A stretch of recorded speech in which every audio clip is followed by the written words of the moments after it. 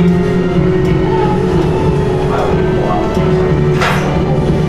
of heavy over there. You can set a drink over here if you want.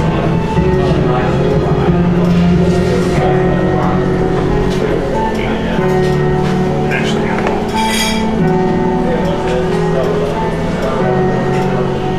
I close this door? Yeah.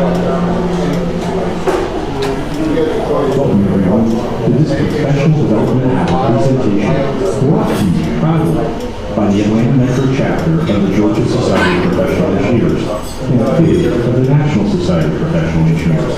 This presentation is brought to you tonight live from Wild Wings Cafe in Dunwoody, Georgia. Before we begin, we'd like to let you know that any opinions presented tonight are solely the opinions of the presenter and not that of the Georgia Society of Professional Engineers, the National Society of Professional Engineers, or any other of its affiliates. We certainly hope you will enjoy tonight's presentation, so sit back and relax, and on with the show. All right, there's this guys. There's Kane and his Paisley. He's looking awfully sharp, and there's Kane. All right. And on behalf of the GSPE Atlanta Metro chapter, it's great to have you here, see you face to face. Before we start this afternoon's and this evening's presentation, I want to make a couple of announcements. You may or may not know we're entering the summer lull, so we will not have a meeting in July or August, but stay tuned, we'll pick it back up in September. There are, however, a couple of events that are going to be taking place here in August. One of them is the PE conference, and this is a virtual 2021 conference. It will take place between August 3rd and the 5th. And we also have PE Day on August 4th coming up, virtual as well. For additional information, please visit nspe.org. Our presentation today the title is Securing Critical Infrastructure from Ransomware and Nation States. Our presenters today are Mr. James Azar, Mr. Bryan Kane, and Mr. Bryan Kane. And I will let them introduce themselves. Please join me in welcoming our speakers today. Thank you. So it's great to be in person. You guys must feel great, no masks, no social distancing, being human again. I will say the only place you still have to wear a mask is on an airplane. And they're very, the flight attendant, I flew back from Israel yesterday, and the flight attendant on the flight kept saying that we had to put our masks on between bites. I was like, I don't eat like that, I'm not doing it. What are you gonna do, not have me fly United again? Luckily, there's competition. Eventually, she understood that a plane of 300 passengers are not gonna do this. It's not convenient. Anyways, thank you for having me here. It's great to see some of you guys again. I had the pleasure of being with you guys, I think last year pre-pandemic. Right, Roger? It was just, what was it, January or February of last year? I think January. It was January, right? And I've got two very special guests that are going to join me today from New York, and I'll have them speak about themselves here in just a moment. But my name is James Azar. I'm a Chief Information Security Officer, former Counterintelligence Officer in the U.S. Army, and a cybersecurity, technology, and privacy advocate.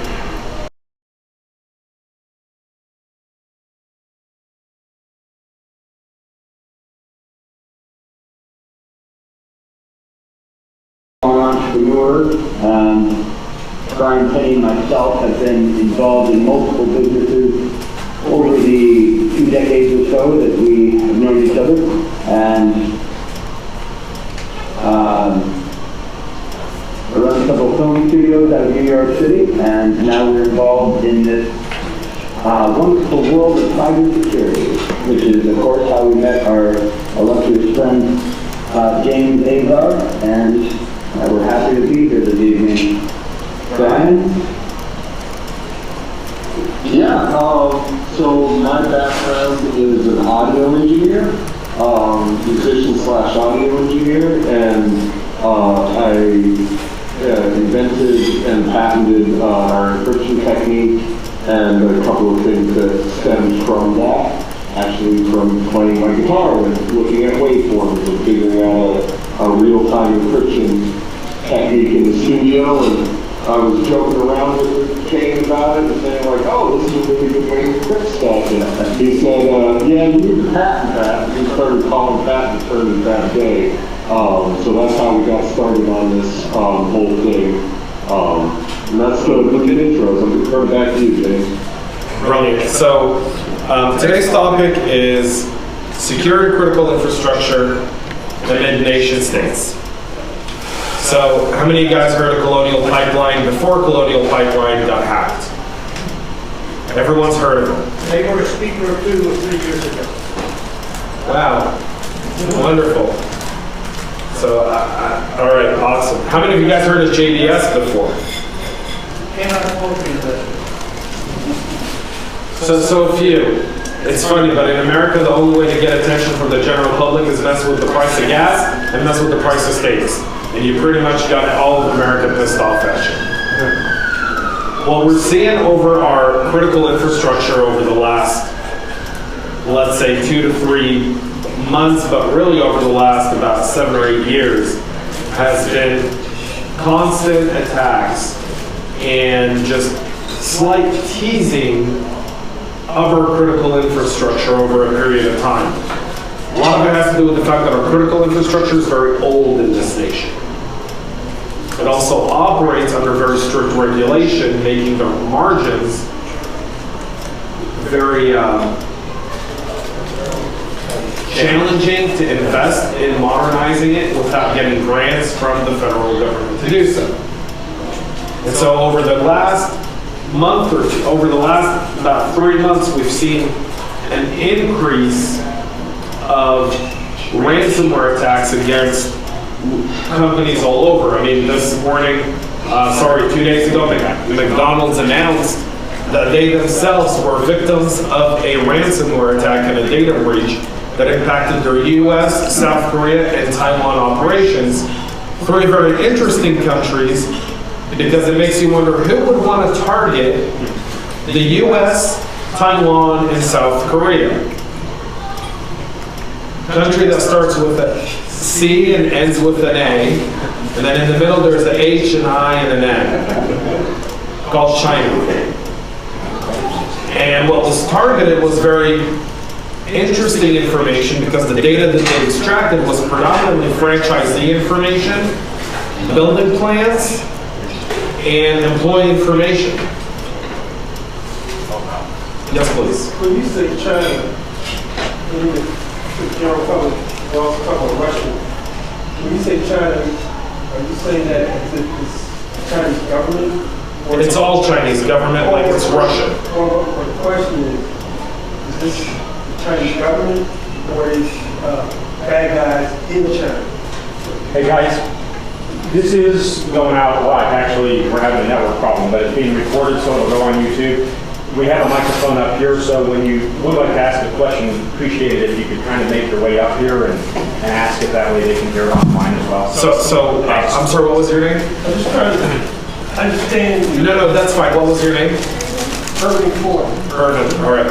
Awesome. So Irvin's question, for those who couldn't hear it, who are watching online, I just want to repeat it. Is, when I say China, do I mean bad people in China, or is it the Chinese government? Okay. So the Chinese government controls everything that happens in China. There's nothing that happens in China that the Chinese government doesn't know about. In fact, if you understand the method of operations of the Chinese Communist Party, you understand that on every block, the Chinese Communist Party has someone who's responsible for the block, who's in charge of reporting everything and anything that they see within the population for that specific block. China itself operates cyber units within multiple buildings, one in Beijing that we know of, another one in Shanghai, one in Guangzhou, and they have plenty of others that got a cyber unit in Wuhan of all places as well. All of these cyber units operate at the behest of the Chinese government. The same applies to Russia. Everything that happens in Russia operates under the full knowledge of the FSB, which is the essentially FBI equivalent in Russia, which is directly reports to the Kremlin, meaning President Putin, and so forth. There's no bad guys that operate freely within that nation without some sort of government cover or some sort of government initiative, meaning there could be bad guys. These guys are not, let's say, Chinese soldiers operating the cyber unit. They're a criminal gang, but they're a criminal gang that operates on behest of the Chinese government or on behest of the Russian government. In North Korea, we know that all the North Korean activities is done by the North Korean regimes because no one has internet unless you work for the North Korean regime. Same applies in Iran. All of the Iranian cyber units are operated by their Il-Quds force, and it was ran by Soleimani before we took him off the battlefield in January of 2020. But all of them still operate at the behest of the Iranian government, not the Iranian government, but the Ayatollah regime that runs Iran. Does that answer your question? Yeah, so when I say China, I mean the Chinese government, not the Chinese people, per se. When we refer to Russia, a lot of people, you hear it in the media a lot where people say, Russian hackers, and you're like, one thing that was really funny that I chuckled upon this morning was in the G7, they issued a request that Russia start prosecuting cyber criminals within their own territory. It's a laughing joke. That's like asking the U.S. government, hey, please prosecute all the cyber command officers that launch offensive cyber operations in Russia or China or Iran. We're not going to do that. They know Russia isn't going to do that. Putin isn't going to go to... The Russian economy is faltering. It makes no money. The only way they make money today is through cybercrime. They literally make $3 or $4 billion a month in cybercrime activities in Russia, and that money, part of it, is funneled to the Kremlin to continue operating. You're asking Putin to stop his money flow. Not going to happen. Does that make sense? So we've seen this increased activity essentially in ransomware. This activity is on the behest of several things. One, there's an increased appetite for financial crime because people pay. Part of the problem in ransomware attacks has been the insurance industry. Insurance companies actively pay for ransomware, and the largest underwriter of cybersecurity insurance is a company called CNA Insurance. CNA Insurance was held at ransom several months ago and paid a $40 million ransom to the attackers at their organization. Here's an interesting take on that is they actually got CNA's data. So one of the trends that I've seen and many people have seen this in ransomware attacks is they're targeting CNA insurance customers and they're asking them for the exact amount that their policy pays for ransomware attacks. So if your ransomware policy is $1 million, they'll hold you at ransom for $1 million because they know you're just going to pay the $1 million, get CNA to pay you the other $1 million because that's your insurance policy. And nation states are more active at ransomware simply because the ransomware activity is easier to do. So think of whenever you want to buy any service online today, right? You go to a website, you put in your credit card information, you get a service. You buy software, right? Software as a service. Well, there's something called ransomware as a service, and that's how all ransomwares operate today. They operate in a place where ransomware is essentially held at a place where I can go into this marketplace and do a revenue share on a ransomware attack. And that was Colonial. Colonial's pipeline ransomware attack was done by DarkSide. DarkSide was a ransomware group that established that strain of ransomware that held Colonial, and someone partnered with them to launch the attack. The one interesting aspect of Colonial from a jurisdiction perspective, from a legal entity perspective, is the following. When Colonial paid the $5 million or 75 Bitcoins at the time, those Bitcoins were traced in a wallet.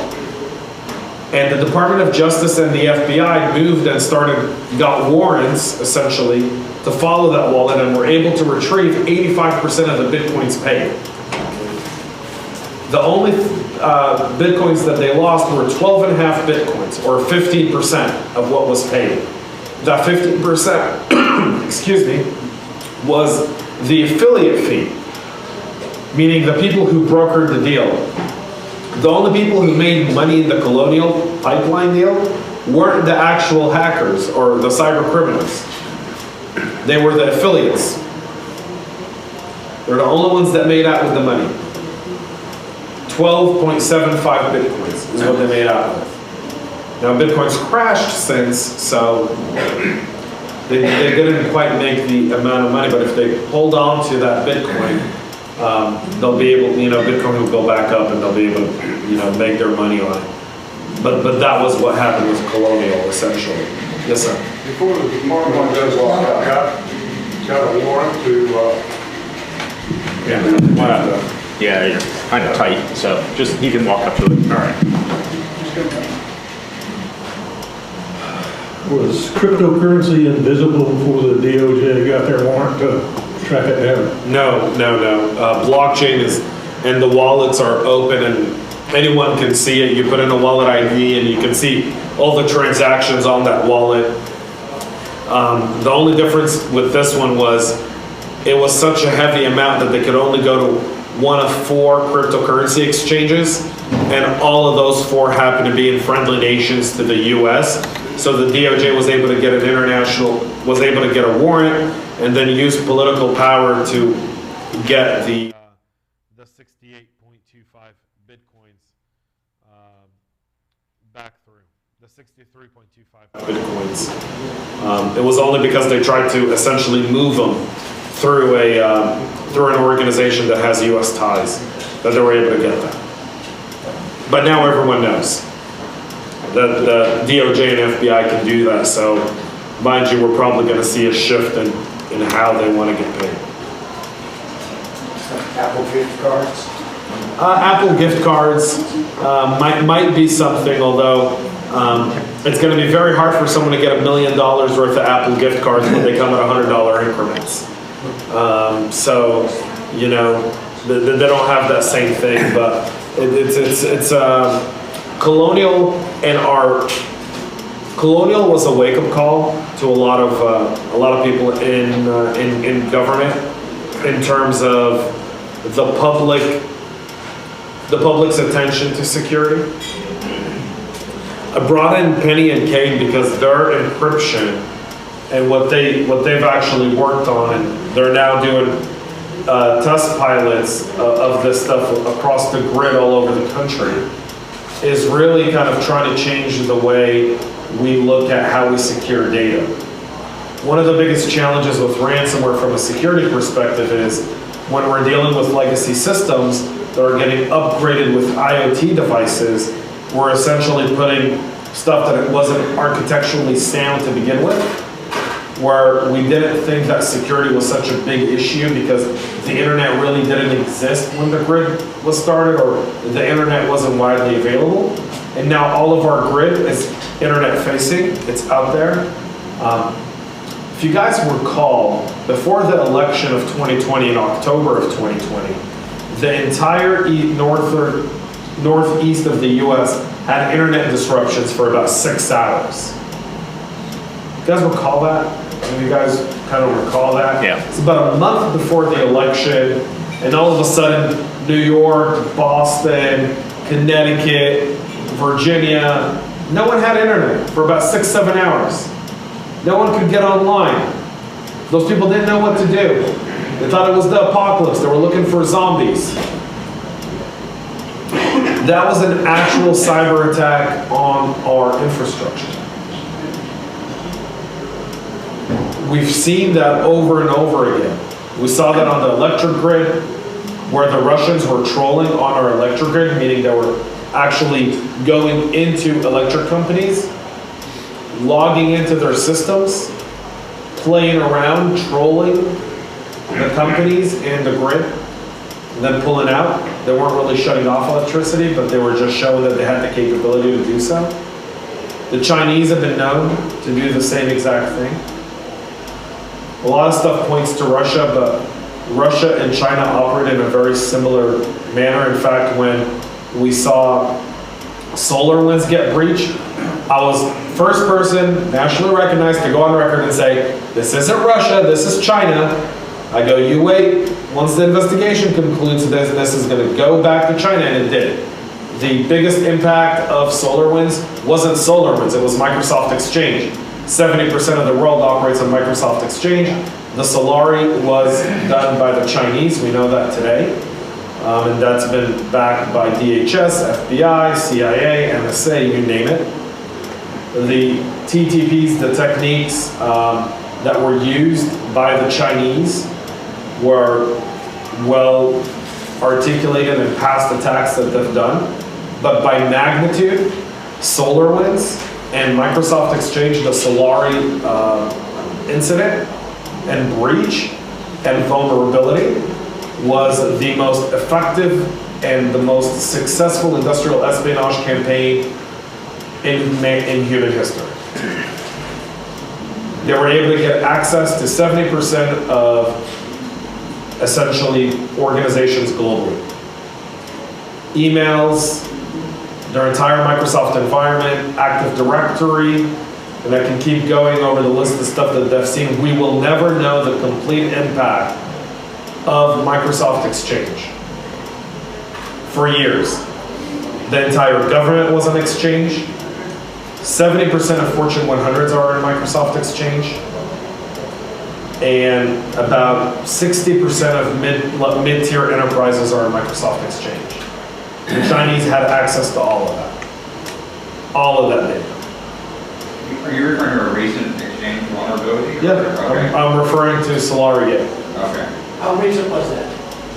March, 3 months ago. It was how they accessed SolarWinds. Through SolarWinds, Microsoft was a SolarWinds customer. Through SolarWinds, they got into Microsoft. Through Microsoft, they were able to view the Microsoft source code. Once they viewed the Microsoft source code, they were able to recognize vulnerabilities that existed. They identified 4 zero-day vulnerabilities, meaning vulnerabilities that were detrimental to the operation of Microsoft Exchange. They built workarounds and accessed that in approximately October of 2019. From October of 2019 to about March 2021, they had full access to Microsoft Exchange. They could read emails, identify, move data around, everything. They've mined the hell out of that data. They access the State Department, Commerce, Justice, Homeland Security, Cyber Infrastructure Security Agency. All of them operated on Microsoft Exchange. All of them were compromised as part of that zero-day vulnerability. Every single one of them. So when we talk about Colonial and JBS, the stuff that we've seen most recently, those are ransomware attacks. They're predominantly designed to continue the impact. They're more economic, meaning raising the price of gas is strategic for Russia. It's also strategic for China because it essentially increases the cost of living and the cost of goods. And when we shut down our own oil production in the US with the new administration's policies, all it essentially did is it created the need for more oil, which brings about threat actors where we have to get oil from the Iranian Ayatollahs in order to keep oil prices down. Or we got to get the Saudis to pump more oil, and then there's a supply chain issue. Same thing with beef. JBS, the largest beef manufacturer in the world. China, Brazil, India, and Russia are all trying to compete with JBS and all trying to fill that supply chain gap. And so their manufacturing went down for about 2 weeks. They paid $11 million in order to get their operations back and running. Global operations that only, by the way, only impacted several countries, primarily all of them being beef, strictly beef diets, right? Beef and poultry. Australia, US, UK. We eat beef for breakfast, lunch, and dinner in those countries. That's who they target. Those two ransomware attacks are purely financial and economic in nature. They're designed to increase the cost of living and designed to create financial hardship. That's the point of it.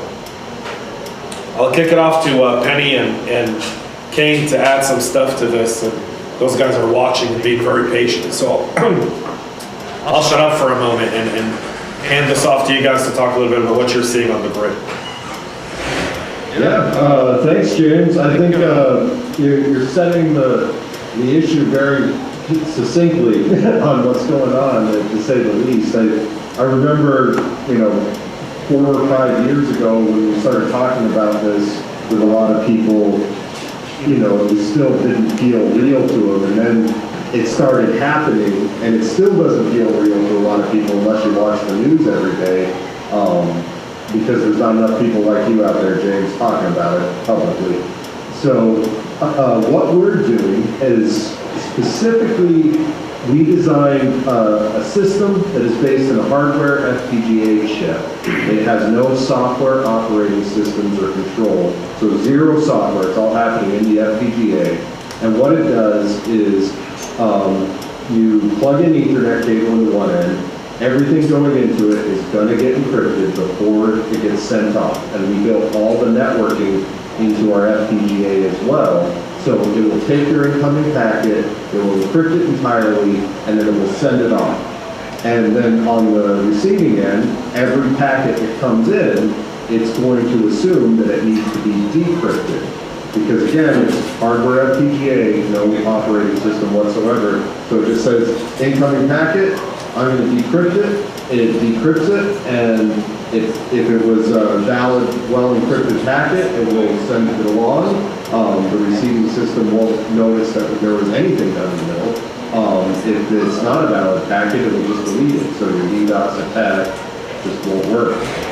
The other advantage of doing this is it's really fast. So our system works, we're able to encrypt and network the data in less than 0.07 milliseconds. In comparison, if you're doing a normal AES system that's running on an operating system, you're lucky if you're able to encrypt and network the data in 50 milliseconds. And specifically in the electric grid, this is a big issue because the control systems for the grid need to be able to talk to each other fast enough to switch the relays of saying, hey, the power is going here now, and we need all the relays in the chain to send the power in the right place, or else you could get a spike in the wrong place. So all of the relay switches, very tight tolerances, and a lot of them are under 15 milliseconds that they need to be able to communicate to each other. So right now, and this is public knowledge, right now in the grid, all those control and data systems, they're just behind firewalls. They're not encrypted data. So when you have these bad guys that are willing to do ransomware attacks on things like Colonial Pipeline, the next question is, are they willing to turn off our power and cause that kind of problem? So what we're doing, right now, we're doing pilot programs with different utility companies where we're installing our device in the field and we're testing it in the field to make sure it works the same as we've observed in the labs for the past couple of years. And hopefully we'll be starting to roll out in actual production Q1 or Q2 of next year after all these pilot programs are done. I want to explain DDoS to this crowd. So DDoS attack is a denial of service attack. A denial of service attack is when all of a sudden your website or your app or your network is flooded with traffic that it takes it down. And so that's common. That used to be very common in 2013 and 14. So going back 2021 now? Yeah, so 8 years, is that fair? So I forgot the year, man. My body thinks it's 3 a.m. My body thinks it's 3 a.m. I'm still on Israel hours.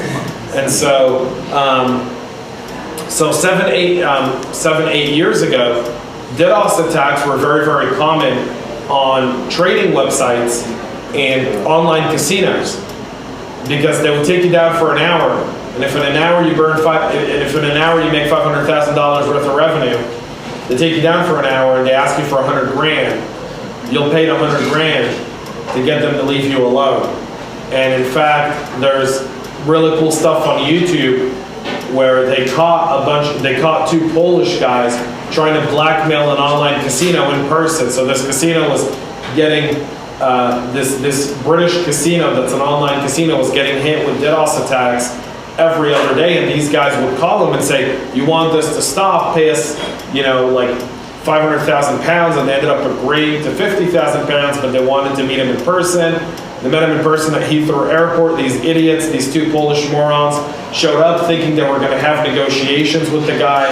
The guy had called the police. They had cameras in the room, microphones, recorded the guys trying to blackmail him. Look it up. It's one of the most, you're like, who are these guys and who did they think they are? These two Polish dudes. And so they tried to blackmail him. It was an undercover sting. They flew back in to pick up the money a few days later. Only when they landed a few days later, the Scotland Yard waited for them. They got arrested, indicted, sentenced to jail, sentenced to about 5 years, 8 months. It turns out that they were part of a larger cyber criminal group that was behind the 2014 JP Morgan Chase hack.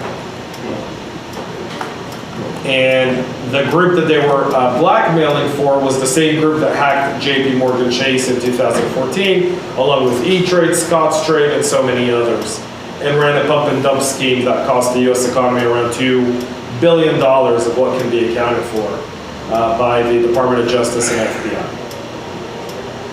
So it's all intertwined. It's amazing. It's just absolutely amazing, And it turns out that was actually those two guys were Mr. D and T.B. Herman. I don't know if you knew that. Yeah, those two guys are it was a very very fascinating thing as we were doing the investigation to connect the dots.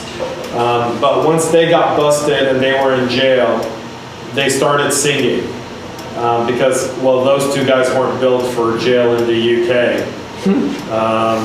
And so they started singing and they started giving information. And that information actually led to the arrest of about 22 Russian hackers, criminals, that were brought to justice in the US and in Europe.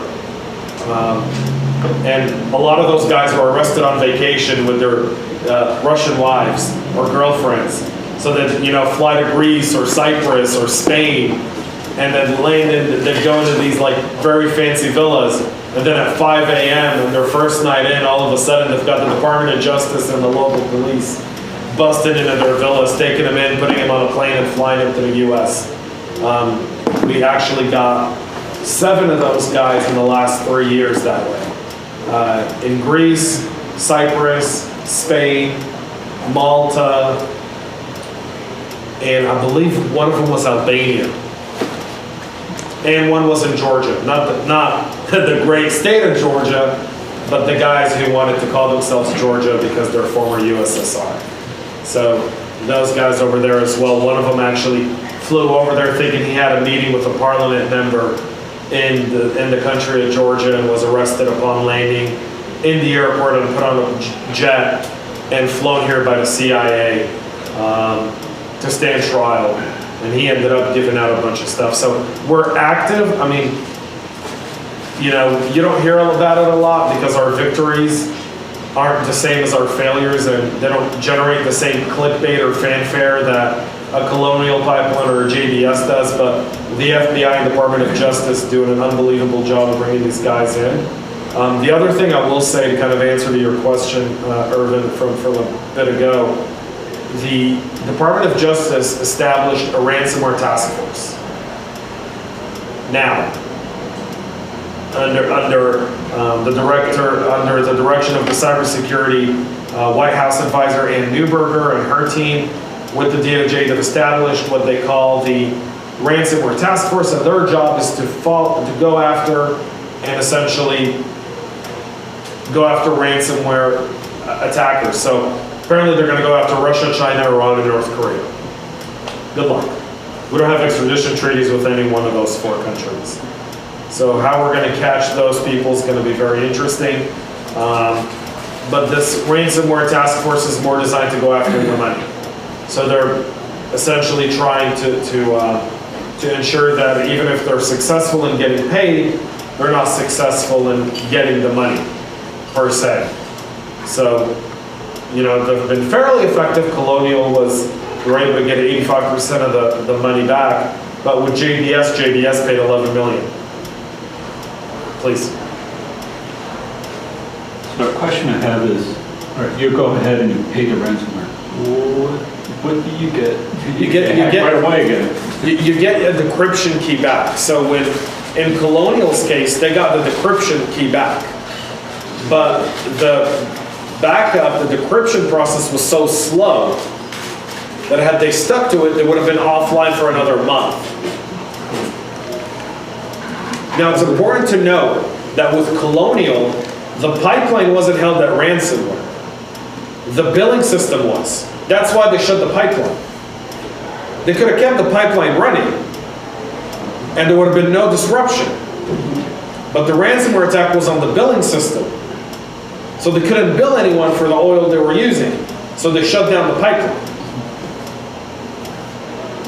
Any estimates on how many people pay the ransom, companies or people pay the ransom, A lot. and don't get the decryption key back? About 30 to 40%. I have a personal friend of mine who had an e-commerce business, pretty decent sized business. It was a family run operation. They were doing about $20–25 million a year in revenue. They got hit with ransomware that shut down that essentially took down their entire business. We negotiated with the criminals. We paid them 1 Bitcoin on getting the decryption key. We promised to pay another Bitcoin and a half once we would fully recover. We got the decryption key. It wouldn't work. They said, pay us the other Bitcoin and a half. I said, we shouldn't. He paid it anyways. And he never recovered anything, and he invested, and he didn't have cyber insurance either. So he ended up having to spend pretty much all of the money he had tied in his business to bring back his company to where it was, and it took him over 3 months to do that. Well, and the other thing about that is, even if you pay the Bitcoin, and even if you get a decryption password, there's no guarantee they won't just do it again in a couple of months, because you don't know if they cleared off if there's software from your systems. You have no guarantee of that at all. That was one of the problems, by the way, that Penny brings up with Microsoft Exchange. That was the problem with Exchange, is so many people put in the patch thinking that they were done once they patched Microsoft Exchange. All the patch did was make sure that they couldn't get in the same way. It didn't take away if they were already in. You still had to do all the work. And very few people actually understood that. When we talk about critical infrastructure, it's really important to know that we think of the power grid, right? We think of energy, water. Think of what happened in Tampa on Super Bowl weekend, where someone was able to get into the water plant, and I think Kane and I did something on it. Hey, we did a whole show on it, right? Yeah. We did a whole show on it in January, where these guys got into the water plant and started changing the level of chemicals within the water system to nearly poison the entire city. I mean, that stuff was known. There were reports of that being done in Israel. There was a report of that being done in Turkey. There was a report of that being done in Austria, in Switzerland, where cyber criminals actively targeted water systems. And still, if it wasn't for that one employee who saw the anomaly that Saturday night, you could have had a disaster in the scale of 10 to 20,000 people sick in the middle of a pandemic. with poisoning, and that would have had long-term effects on the entire water system in that area, meaning those people probably wouldn't have had water for weeks or months as they cleaned out the system and the pipes from the damage that could have happened there. Right? Penny? Go ahead, Kane.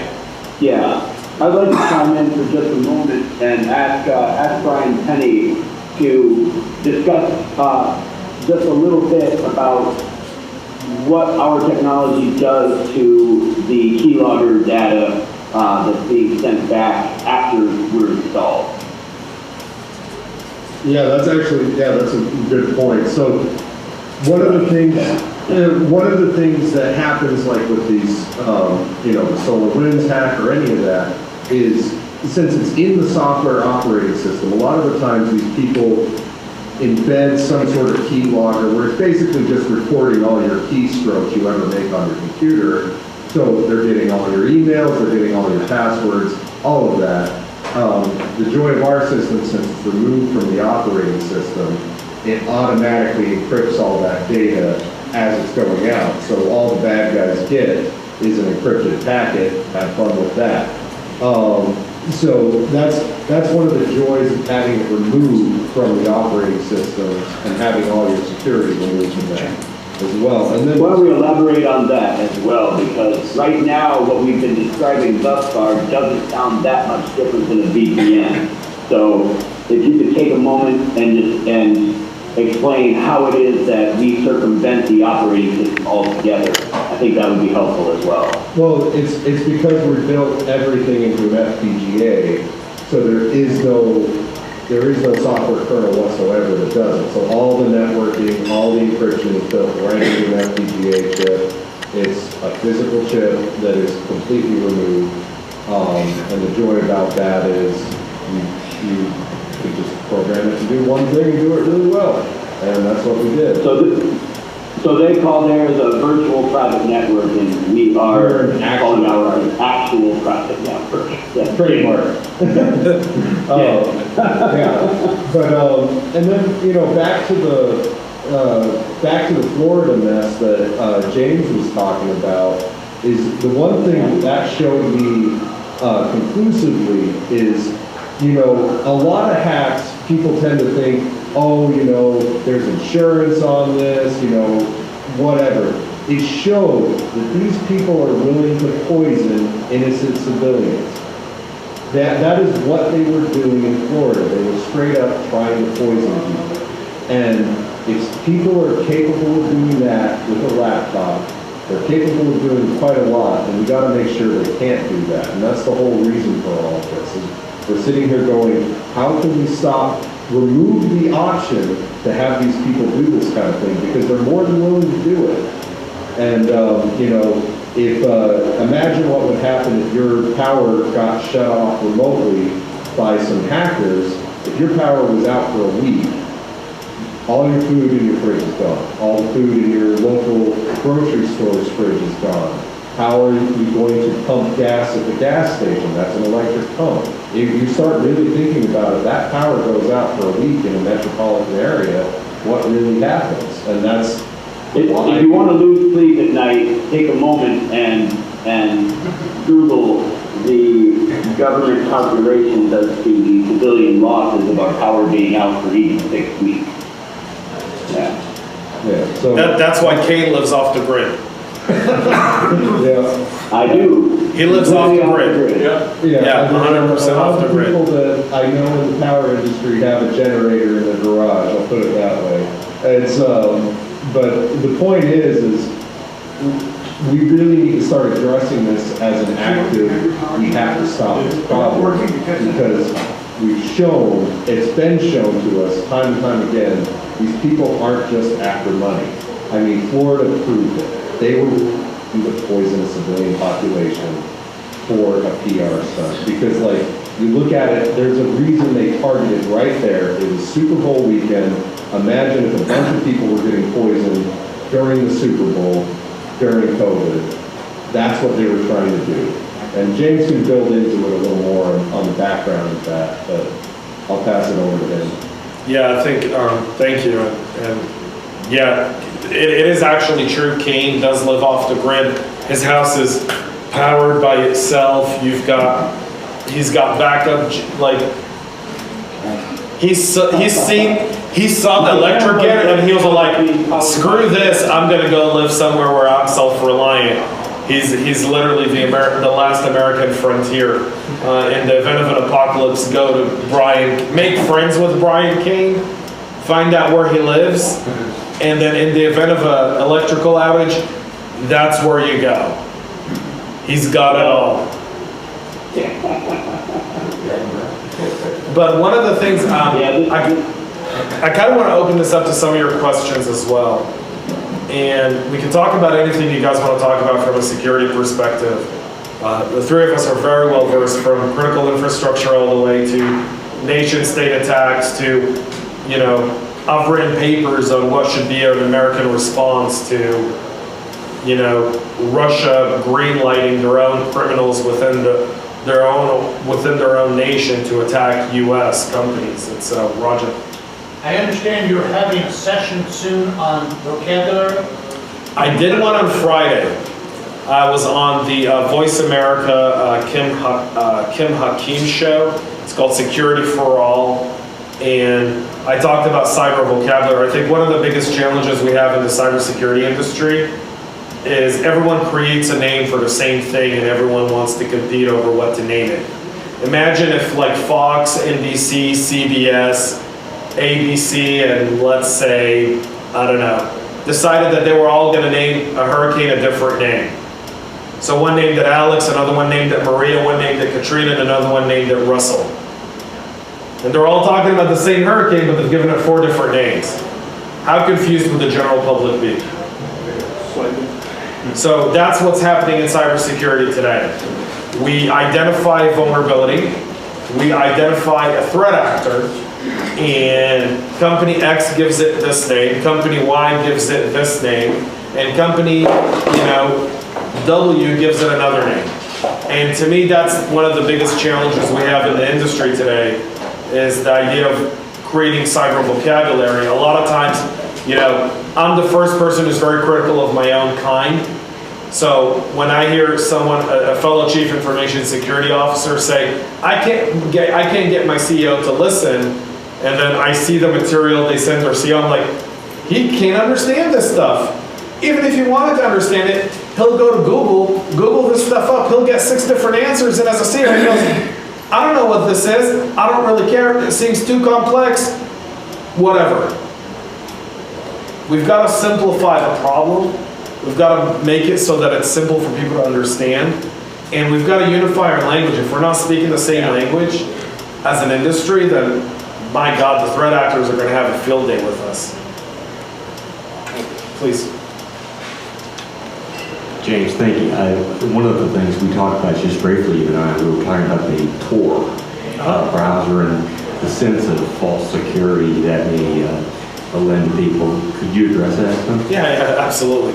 So if you haven't heard of Tor, Tor is the Onion browser. It's essentially called an Onion because as you log into Tor, Tor essentially starts hiding your traffic so that you can't be tracked. Tor was developed by a little unknown agency called the National Security Agency, aka the NSA. No, you guys heard of the NSA? The NSA developed Tor because that was their way to operate in cyberspace. At some point, the NSA outgrew Tor and decided that they were going to release Tor as an open source project to the general public. Hence, come in hackers and cyber criminals who now use Tor for all their cyber criminal activity. And they use that on an architecture built by the NSA. Excuse me, if I was a criminal, that's the last thing I would do. Furthermore, last week, big win for the FBI. The FBI and the Australian version of the FBI apparently were having beers 3 years ago somewhere. Taxpayer dollars at work, folks. They came up with this awesome idea to create an app of encrypted communication and market it to cyber criminals. They created an app called ANOM, A-N-O-M. They marketed it specifically for cyber criminals. And for 3 years, cyber criminals have been using this app for all their business. Drugs, human trafficking, sex trafficking, cybercrime, financial fraud, you name it. After Colonial and after JBS, the FBI and the Australian equivalent decided that it was time to raid all those people. So simultaneously, in what is probably going to be counted as the largest international raid in modern history, 800 people were arrested at the same time globally. In, I think it was like 17 different countries, from the US, Canada, Belgium, France, UK, Greece, Cyprus, Israel, Australia, Singapore, Taiwan, and a few others. $48 million recovered, and over 20 tons of drugs were recovered. 20 tons of drugs were recovered in that period of time. $48 million in cash was recovered. And they published it and said ANOM was essentially a sting operation all along. We thought about it over beers. And yeah, our taxpayer dollars at work, folks. Looks like that doesn't work. Well, so there's a debate over whether or not that was a mistake to do it. As a former counter-intel operative, I will tell you that was a mistake. You had people on there doing their deal, go arrest 100 of them, 200 of them, get the worst of the worst, let the rest continue to operate on there, continue to track their activities, continue to intercept. Now what you've done is you've told all the fish, don't come here anymore. Have they replaced it with something else? So the question is, even if they did, are the same criminals going to fall for the same honey pot again? You know, I had a bunch of yellow jackets build a nest on my house a few years ago. We took that nest down, they haven't come back yet. Right? Once you take it down once, they don't come back because they know that's not a place for them to be. They're not going to fall for the same trap twice. Please. I just want to make a comment. We're really just on the tip of the iceberg. I think just speaking to several engineers, different disciplines, we're both approaching the elephant from different directions. Because I don't know how many people in this audience are chemical engineers. If you have industrial processes, we recognize, because we're employees of these institutions, if you just stabilize chemical processes, you virtually created a bomb. Especially like the nuclear industry, especially like the graphite industry. We have industrial furnaces. So this is just starting. And most of the people we're talking about, or employees, they're not trying to sabotage their employers. They're trying to keep the system going. I think some of us who've been consultants, when 9/11 happened, we were doing Homeland Security projects. And you're talking about stuff we never thought about. You're saying water systems. We thought after 9/11 happened in New York, our government financed closed circuit security cameras. We thought it was going to be a physical attack and somebody was going to poison physically the water system. You're talking about things exponentially. You just been talking about people who are trying to get money. But if you got rogue actors in different countries, we're just seeing the beginning of somebody trying to maliciously harm and kill large numbers of people.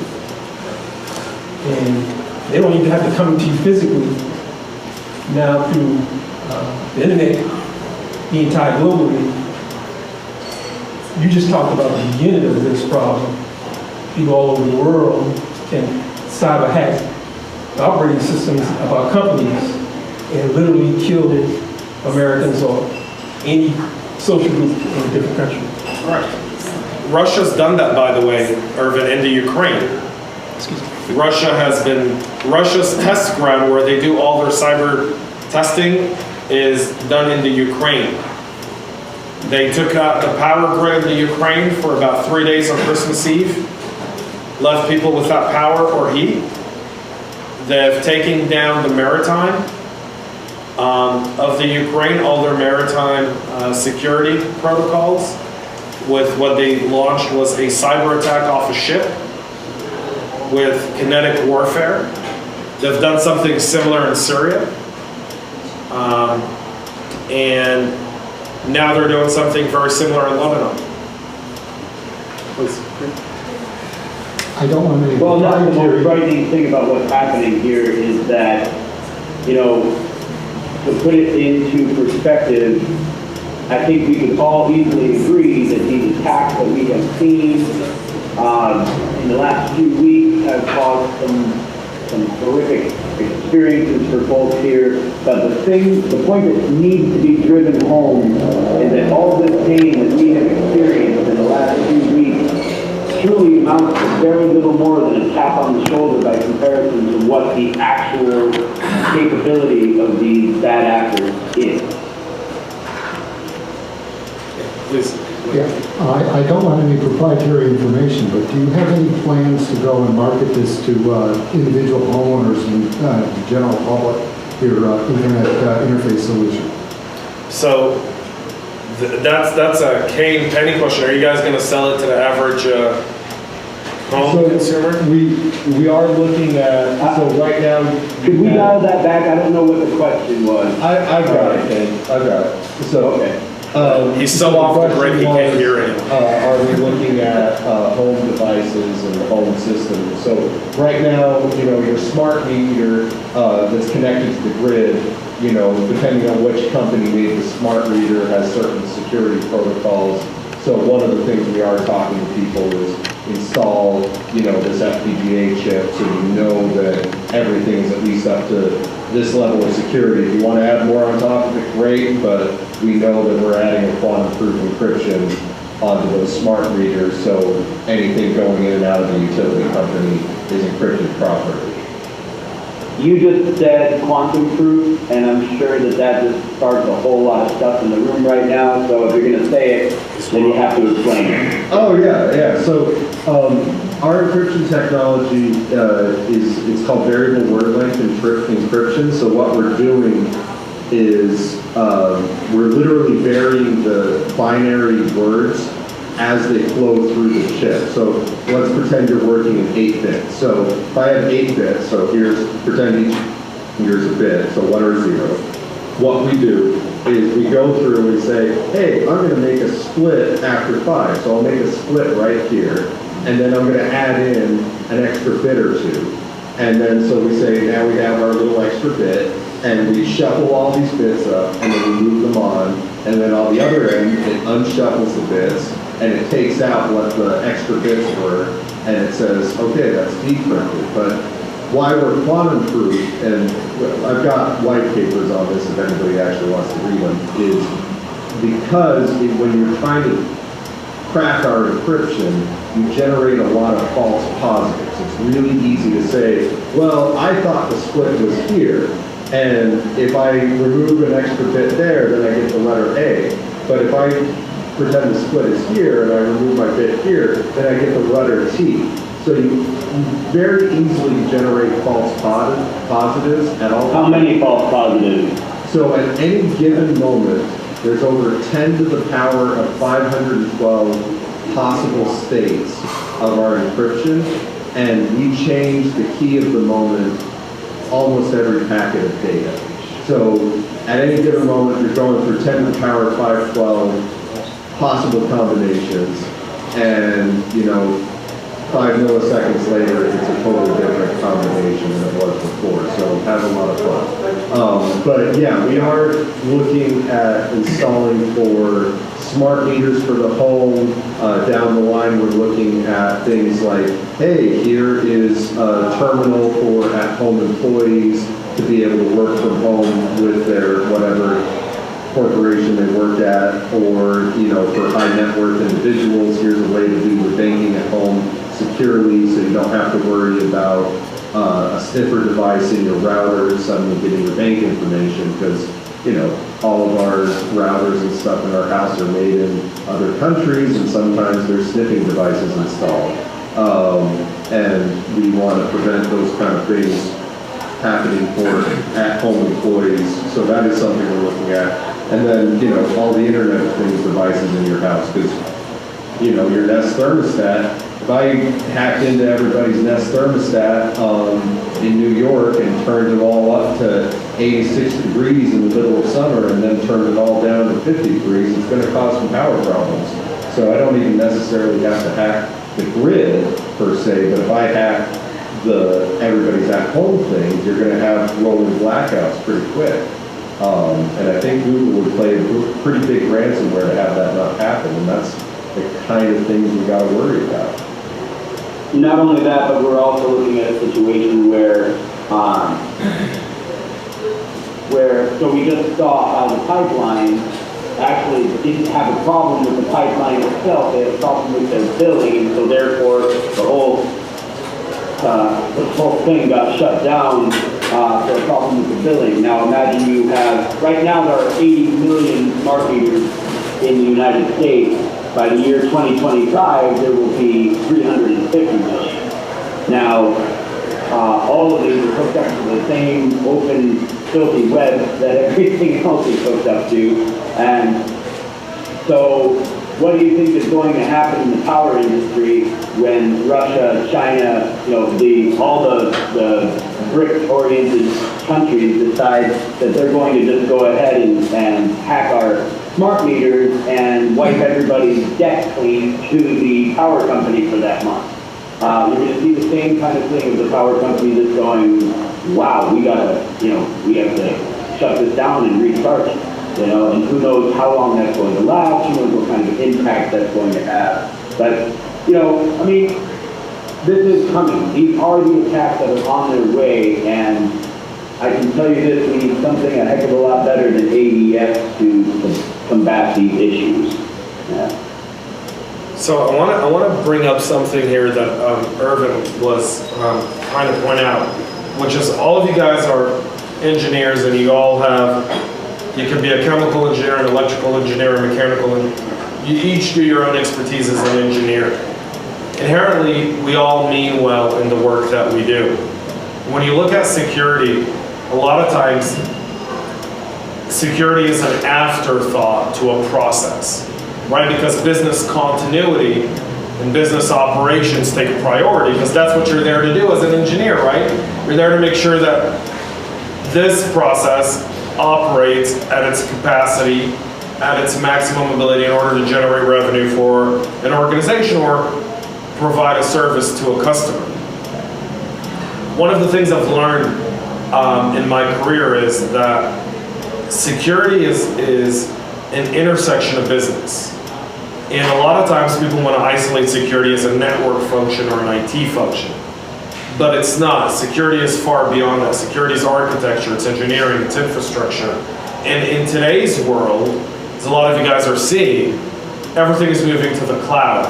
And everything is going beyond your, you know, it used to be that if you wanted to do something to a server, you'd walk into your server room and do it.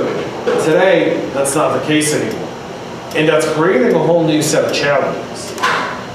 One of the biggest ones we've seen is the idea of how do you start to take old legacy systems into the cloud and make it so that they're still operationally sound like they are in their current form, which is very, very difficult.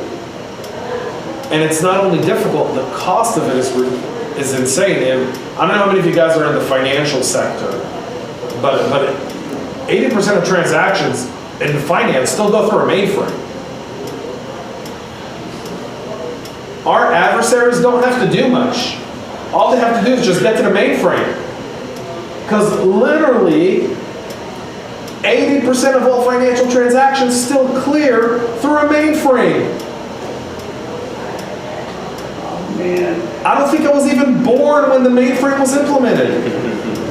I'm 37. No. What would you say the percentage would be for So- the United States government?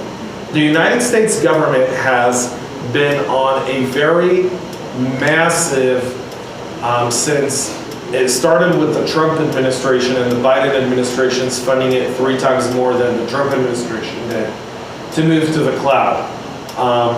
They had the contract where it was awarded to Microsoft, to Azure, as being the preferred cloud platform for the US government. It was between Amazon and Microsoft and Google, and Microsoft edged both Amazon. Amazon originally won it. Then the Trump administration came and were like, whoa, Jeff Bezos, you know, he's going to space next month with his brother, right? I don't know if you guys saw that. You the first guy. What? I don't want to go to space. If I go to space, I'm going with Elon Musk. I think with Elon Musk, it'd be much funner than with Jeff Bezos. For whatever reason, I don't see Jeff Bezos as being a fun guy. Like, I saw the whole thing where he asked his brother to go to space with him, and that seemed like the most unnatural conversation between 2 siblings. It was very awkward. But nonetheless, they took it away from Amazon. They had the RFP redone. Microsoft won it. Amazon sued and lost in court. The US government is now spending, I believe, part of their budget is $30 or $40 billion to move more and more of the government to the cloud. But you know what's missing? Workforce. We don't have the people that know how to do it, or that have the clearances that know how to do it. When you talk about the US government, they don't have the skill set to do it. So who's it going to? It's going to Booz Allen Hamilton, to Lockheed, to Accenture. Those are the companies that are doing the work at the moment, because the US government doesn't have the skill set or the workforce to do this. But I want to leave you on a kind of a good note, okay? Because I know it's all like, seems like, oh my God, we're a minute away from looking like Kane. But we're not. Right? We're not. I want to say this. We live in an open, democratic society with free press. And that's to the good and to the detriment of our own society, based on your own personal views. No matter what they are your own, and we live in the greatest country on earth, and you're entitled to it. It's your right. Our military, from U.S. Army Cyber Command to NSA, CIA, and beyond, operate against China, Russia, Iran, and North Korea in cyber ways that we will never know about. Not because it's a gag order, but because Putin is never going to let his people know that we're dancing all over his critical infrastructure. Because what's that going to do to Putin or Xi in China? It's going to completely demolish their dictatorship. They control their press, and they control the data that leaves their states. And we like to operate in the phase, if they don't talk about it, we're not going to talk about it either. We're just going to keep going after it. And I can tell you, without giving away anything, that we spank them on the rear end day in and day out. Point that was published in 2018, in the midterm elections of November of 2018, there was a Russian and Iranian cyber campaign to interfere with the midterm elections of 2018. President Trump at the time told the Army Cyber Command, take him offline. Sunday before the Tuesday election day, all of the Russian cyber activities, all of the Iranian cyber activities, they all went dead for 5 days. They couldn't get back online. We took them down for 5 days. And that was a warning shot across the bow. When Iran took down one of our drones, President Trump responded with a cyber attack that paralyzed their entire maritime economy and their entire air defenses for over 48 hours. We have the capabilities, we just don't talk about it. I would hope so. Because it seems like we're on our people all the time. It seems like it, but that's because the private sector is more vulnerable. And here's the difference. So I was in Israel for 3 weeks. My wife's Israeli. I'm an Israeli citizen as well as an American citizen. And so one of the very interesting things in Israel is I was sitting with that, I was having lunch with the head of the INCD, which is the head of it's the Israeli National Cyber Directorate. It's essentially their version of Cyber Command. Okay, it's their version of the Israeli CERT. The guy who runs it is a friend of mine. His name's Yigal Luna, and Yigal Luna is a very, very smart guy. Has worked with President Netanyahu. Now is working with Prime Minister Netanyahu. Now is working with Prime Minister Bennett on cyber projects, and we're having lunch and talking about cyber in general. So in Israel, Israeli corporations, because there's mandatory service in Israel, they trust the outfit of the military. See, if I can't, how many of you guys here donned a uniform or wore a uniform? Thank you for your service. Okay? If someone came, as a CISO, when someone comes and says, do you want to share information with Cyber Command? I go, hands off, sure thing, no problems asked. Go to someone who never donned the uniform, who looks at the military and the government as their enemy or as someone who's trying to put them in a catch-22. They don't have that cooperation. See, in Israel, when Iran launched a massive attack to deface a bunch of websites during the last, my wife was in Israel during the last thing in May, last month when they were shelling Tel Aviv and Jerusalem. And my wife, I flew in on the day of the ceasefire, but I can tell you that for that fighting period, my wife was in Israel that entire time. Well, they launched a cyber campaign to deface and take down prominent websites in Israel, but the entire private public sector came together and was able to defend their networks and was able to put together some stops in place in order to ensure that they weren't successful. And their success was very limited. They were only able to deface like 5 websites, and they attempted to deface I think it was 57,000 websites that they attempted to deface, and they only got to 5 or 6 of them. That's a huge win. Here, we don't have that trust yet. We don't have that in the States yet. We don't have that private-public relationship. We don't. There's a lot of there's people like myself and many others. There's Congressman Katko out of New York, and Senator Warner, and Senator Rubio, and a lot of other people that are trying to make that happen. But unfortunately, we're still dealing with a lot of resistance coming from general counsels within organizations about information sharing and assistance in the event that this stuff happens between the federal government and private enterprise.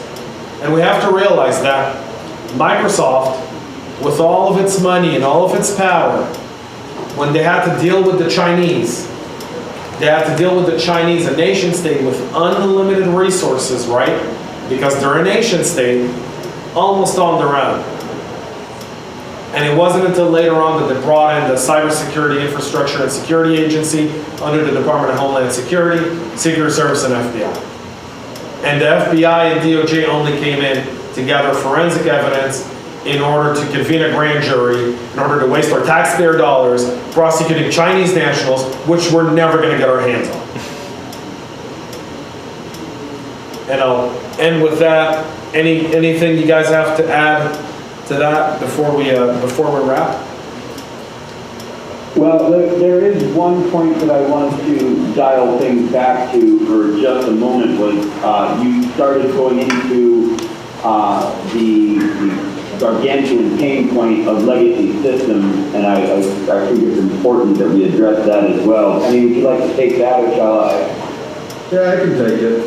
So you're a room full of engineers, you understand this pain point. So you design something, you do a really good job designing it, you put it into place, and then your boss says, hey, I need it to do this now.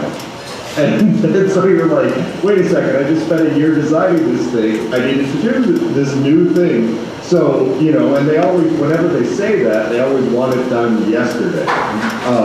And so what happened in the power grid, and what's happened a lot of places is, you know, all these systems were designed with certain parameters, and then all of a sudden the bosses are like, well, we want it to hook up to the internet all of a sudden. So a lot of the systems in place in power grid, I mean, it's not uncommon to see Windows 95 stuff.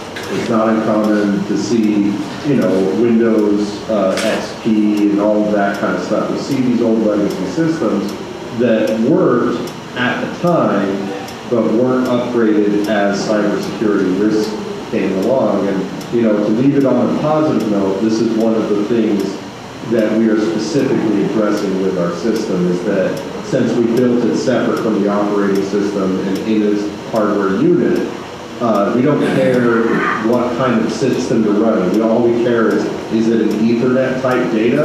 Is it TCP/IP? Is it an UDP packet? We don't care. We'll stick our box in front of it, we'll encrypt it. So we're going to be able to go in, and we've shown that it works with legacy equipment in the grid and in the labs, and that's what we're doing with our pilot program. So the silver lining to all this is, you know, we're helping to solve these issues as we see them, and I meet a lot of great people that are helping to solve these issues as well. So there's a lot of great people out there that are taking this head on, and it's good to see that nowadays. So turn it back over to you, James, and thank you, everyone. Thank you very much, everyone. Just so you know, their website is Encrypted Grid and Encrypted Sensors. You can see more about them. Please, questions. Can I Yes. ask just one more question? Yeah. Sure. No, absolutely. Yeah. What can the very small business operators and individuals do to protect themselves? Is there anything through certain internet service providers that we need to know about, or, you know, how do we approach getting some of this capability or something similar to it to work on our behalf? So, a few things. Your big telecom companies, Big Red, Big Blue, Comcast, they all have cybersecurity divisions within their own companies now that are offering these services to small businesses. AT&T especially. AT&T is very aggressive. Verizon's a bit lagging behind, but that's typical Verizon. You know, they said no to Steve Jobs and the iPhone. Yeah, I don't expect them to address cybersecurity until, you know, it's not until it's lost its exclusivity, per se. But Comcast is doing something similar. There's a lot of little things that anyone can do. Get a VPN. Just get a VPN. It's really simple. Any VPN, ExpressVPN, NordVPN. Comcast offers free Norton with your subscription. All you have to do is just go download it. If you log into your Xfinity account, you get it for free. AT&T offers something similar on their end. I'm just not an AT&T customer, so I don't know the specifics of it, but I know I've been told that they do the same. Use antivirus. You know, something like Sophos, SOPHOS, something like Malware Bytes with a Y, not an I. I know someone needs to teach them how to spell. You know, someone in marketing thought it was smart to put Y instead of I. Those are good softwares. They don't cost a lot of money. It's maybe $100 a year. So I mean, really, the average consumer can reduce his risk by about 95% by getting a VPN and getting an antivirus on all their devices, mobile phones, laptops alike. And you guys are all engineers, so I'll challenge you a little bit. Don't use the router that you get from your internet provider. This young man here has a very complex system at home. I have a very complex system. Buy a third-party router, anything but a Netgear, okay? Anything but a Netgear. There's a bunch of companies that make US-made, assembled in the US routers. Ubiquiti is one of them. There's a bunch of others. Get a separate router, connect it, run your traffic through that. On these routers, you can also install a VPN. You can create multiple networks within your home. My recommendation, create one network for your kids. Let that be your kid network. Create one work network, create one streaming network for your streaming service if you're on Netflix or Amazon Prime or whatever that is. If you run a business, have a guest network, have a network for your local payment station. One of the biggest targets right now that we're seeing is payments websites and payment stations. They realize that that's where the data lies and that's what they're targeting. So I, for example, in my home, all of my devices are hardwired through Ethernet. I don't use Wi-Fi. I don't. I only use Wi-Fi on my iPad and on my cell phones. That's it. I don't use it on any of my workstations. They're all Ethernet hardwired. I decided to do that right when COVID broke. I've been working from home for years now. But when I saw that, I decided that that was going to be my move. So that's another thing to do. Literally, I think for $300 a year, you can reduce your risk by about 95% at home. Buy a router. A new routers aren't expensive. You don't have to go and buy the whole shebang-a-bang.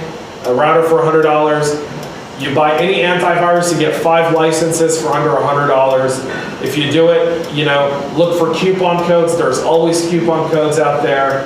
You can find a coupon code and save 30-40% on it as well, right? And if you do a multi-year, meaning you do a 2-3 year plan with them, you get it for much cheaper than $100 a year. Get a VPN. VPN, on average is $70 a year and works on up to 5 devices. So just if you do those things personally, you've reduced your risk by 95%. At that point, if someone gets you, they were really trying to get you. I'm really working hard at that point. Yeah, and by the way, how many of you guys use Microsoft Office? What is your home or business for personal? So one thing about Microsoft is really going to be a top 5 cybersecurity company within 2 to 3 years. They've invested a lot in Office 365. If you use their most expensive version, it's like $20 a month. You get all kinds of security features, including safe links and safe attachments. So safe links and safe attachments, what they do in Microsoft Office is they scan any link that you get and any attachment. And if it's malicious, it quarantines it so you can't get it. It also reports it to Microsoft, so Microsoft knows, it updates into their threat center. They now are able to recognize it and stop it from getting to the wider internet. It does the same thing with links. They actually test the link to make sure that it's not malicious and it's not redirecting you to a website that's going to try to harvest your credentials to get access to any of your accounts.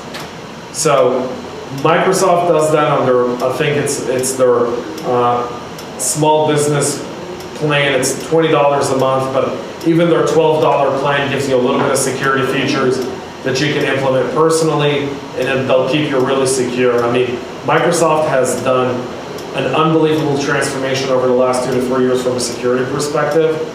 It's just mind-boggling what you can do with Outlook now. So were these malware attacks, they were proliferated by an individual clicking a link and allowing them in, or did an hacker actually break through firewalls and code to get in? They don't need to break through firewalls and code anymore. So it could be an unpatched system. In Colonial's case, it wasn't, they had a VPN username and password that was out on the dark web, and they found it. The attackers tried it, and it worked. It was old credentials that no one thought to reset. And that's how they got in.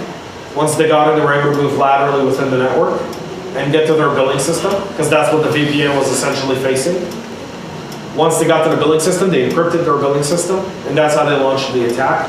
The attack was done in a matter of hours. It's a matter of hours. Which brings up a really, another good thing, which is change your passwords.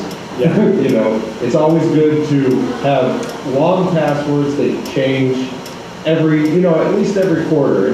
And I like passphrases instead of passwords. So do a sentence. There's nothing wrong with having a long password that, 24 characters at least. yeah, you know, and that alone will help you quite a lot. Because a lot of the time, people will use their kids' names as a password or birthdays of family members, and so it doesn't take long to figure out someone's password if they're doing that kind of thing. And multi-factor authentication. Any account where you can do multi-factor authentication, do it. Google and Microsoft all have an authenticator app. It's free in the App Store. Download it. Activate multi-factor authentication, especially on your banking. Especially on your banking and credit cards. Critical. Very important to do this. James, I love doing these events with you because it just quickly reminds me of why we get along so famously. I thought it's because we both want to live off the grid. And on that note, yes, thank you. Thank you. Thanks, Brian.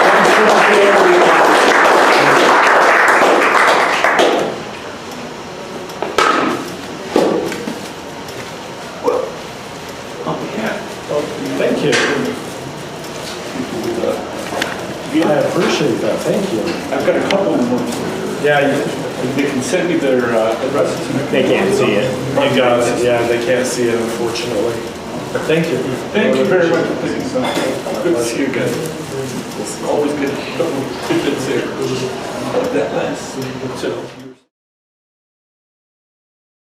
We hope you enjoyed this presentation given at one of the Atlanta Metro Chapter meetings of the Georgia Society of Professional Engineers, an affiliate of the National Society of Professional Engineers.